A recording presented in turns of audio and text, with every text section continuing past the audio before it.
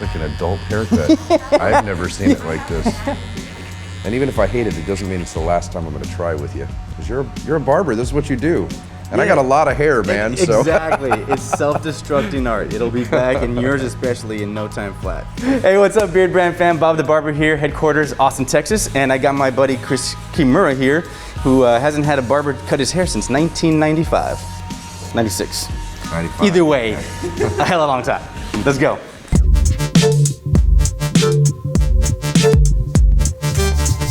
Right through the grapevine that people yelled at you in order to get a haircut. You've been doing your own since 95. Yeah, I just, I worked on cruise ships and was on the road. It was just easier just to shave my head all the time. Yeah, because you got plenty of it. It's not like it's this is 2 months worth of hair.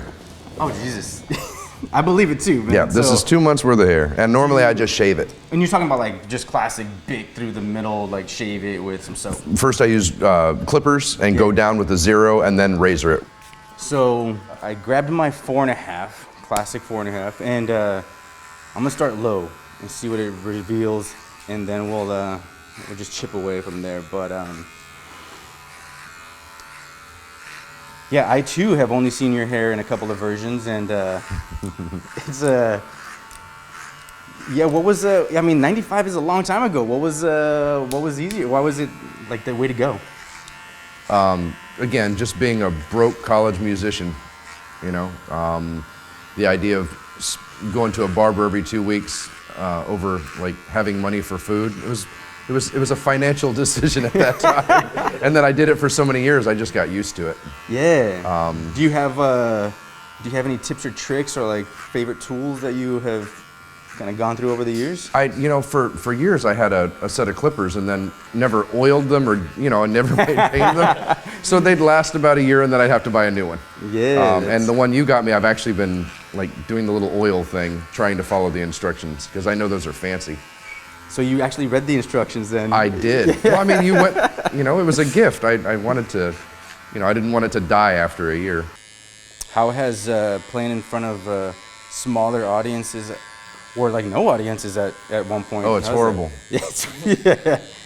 And I feel for we're videotaping some comedy shows for some comedians, and it is horrible. We have to have the audience, as musicians or comedians or. Oh, so they're really hoping that you guys find them funny so that the 3 people that are there actually participate. Yeah, so I cleaned up around the perimeter, just the very bottom of the haircut, and I was kind of seeing what the hair revealed to me.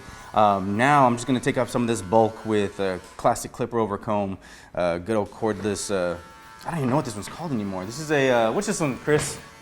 Okay. What's this one? Magic clip. Magic clip. Thank you. Yeah. Chris and Jesse are the gearheads. I just you put it in my hand, I'll just cut. Yeah, I'm actually surprised. A lot of guys that I know have just decided we're not doing this anymore. They found other jobs, and originally they said they were doing it temporarily, and now they're kind of like, wait a minute, a steady paycheck, don't have to stress, week to week, month to month. I think a lot of guys that a year ago that were making the living just as musicians aren't going to do it anymore. That's kind of why you put the Parker Jazz Club together to begin with, right? You wanted to have like a haven for your people, right? Very much so. And for me to not have to be on the road, I worked with Grupo Fantasma, and those guys are great. The band is amazing. I did a month before they got famous, before the Grammys, before playing with Prince. I spent a month in a van with these guys, 15 guys in a 15-passenger van. I think we went all the way up to Bangor, Maine in the winter. And I'd done touring with other bands as well. And when Parker was born, I don't want to be that guy. I don't want to be on the road, 6 months out of the year, 9 months out of the year. So my wife and I had always talked about maybe opening up a place. And so we found the place, and when we were able to open it, we named it after our son Parker because he was really catalyst for, not being, as a musician, if that's how I'm going to make my living, not being on the road. So right now I'm just we're kind of establishing the length up top, and I usually go a little longer on the first run and then chip away as necessary. So this is just a smidge longer than finger length, which is typically about half an inch, maybe a little bit longer. So yeah, just stretching it out a little bit. seeing what it, I really want it to just be able to lay down, and then as it does puff up, I'm gonna add some texture so that it doesn't look like just one big puff. It has some like, there's a little bit more dynamic movement to it. So we've cut the top. It's starting to dry. I want to see what it does, like I said, before I attack it anymore, because it might just, as we shrink it, just get more sprouty. So in that time, gonna go and clean up this perimeter even more. Got my old faithful 1.5 guard, and we're just cleaning up the edges, trying to get it a little snugger to the scalp so that he has some shape in that. As it grows out, it's like I said, it has some dimension to it. So you want to taper these things out. On a gentleman like Chris, who does his own hair and just is bald, I don't want to give him anything too dramatic. Just a nice gentleman's taper.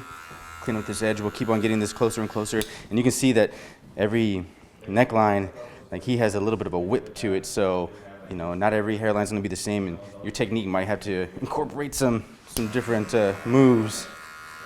But once again, being this is the first time he's in my chair, for this type of haircut at least, you have to take it slowly. I'm maxed out on my clipper size, so instead of just grabbing another one, just use the comb to prop up some of these guys. And once again, because there's a bit of a cowlick back here, just going up and down, you're not going to get an even cut, so I'll get the comb and get under these hairs and then prop them up straight so that the clipper has a better chance of knocking them out evenly. Yeah, so these are my blending shears. Dave Banks and the boys out there, I think they call them smashers, because you're just kind of smashing through the hair. I don't want to go any shorter, so I'm just blending in and lightening up some of the little connecting points to the fade and to the taper. Lightening it up, and then we're going to put some intentional texture into this hair up top, so even with the smallest amount of effort, it should look sophisticated, like a sophisticated buzz cut. That's all this is. You could have done it in 10 minutes, but a little refinements throughout the haircut are what make it last a little bit longer and look a little intentional, and like you actually paid for one. Is that just a straight razor? It is. Yes, this is a long bladed straight razor. What I'm doing right now is a very rough version of the Roffler technique. It's the first American patented barbering technique. And the best way, so here's a good example. Like you have this cowlick right here. So I'm gonna attack this with the razor.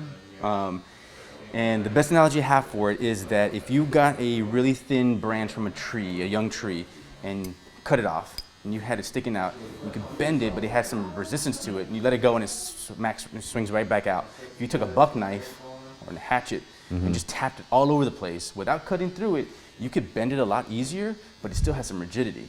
So this process, being that we've gone down to your shortest hair, it's all very fresh, it's all new, it's very rigid. It hasn't had enough time on your head to like soften up, because hair naturally gets eroded. So with the technique like this, it just speeds up that process without, like I said, sacrificing length or the actual style. So it's not cutting it, it's just... There is some cutting happening, like it's taking some off, but it's not as aggressive as just going in there with the blending shears. Like I said, we're tapping the hair. Some of it's getting cut off, but a lot of them are just getting weakened. So now this little cowlick is starting to just lighten up a little bit. I'm gonna keep on going until it's gone, essentially. Okay, so we've softened up the hair at this point, though, that it lies down a little bit better. Now I'm going back in and adding just some like intentional jagged pieces. So instead of it looking just like a buzz cut, when it dries or when we put in a little bit of product right now, it's got some movement to it. So it looks, like I said, a little higher end, a little more sophisticated, a little more intentional.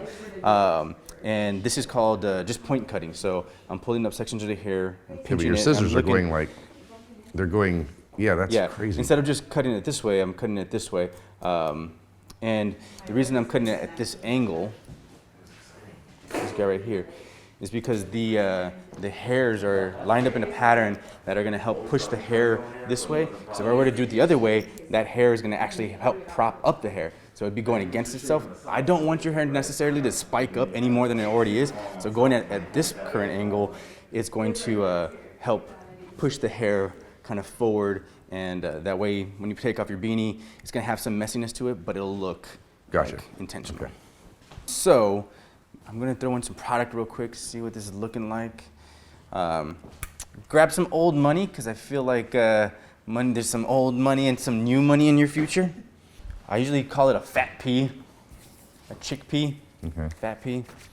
And this is probably too much that you would ever need, but I got plenty of it here, so I get to be a little more. And for this kind of stuff, dry, maybe not bedhead dry, but definitely with a little less moisture in your hair. And I like to build it up. So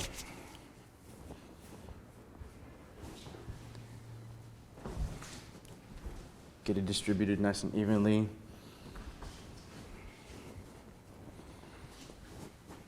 And then as it starts to get a little tacky, that's when I'll come back and just push down the areas that need it most.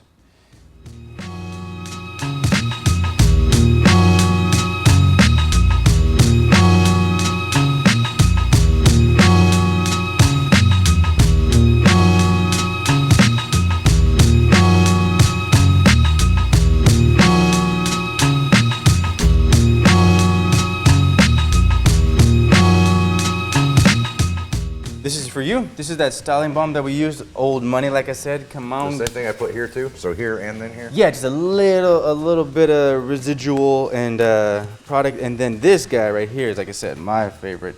It's that old money. Fancy Bar soap, the utility bar. How does it smell? That's going to be the big deal with the wife.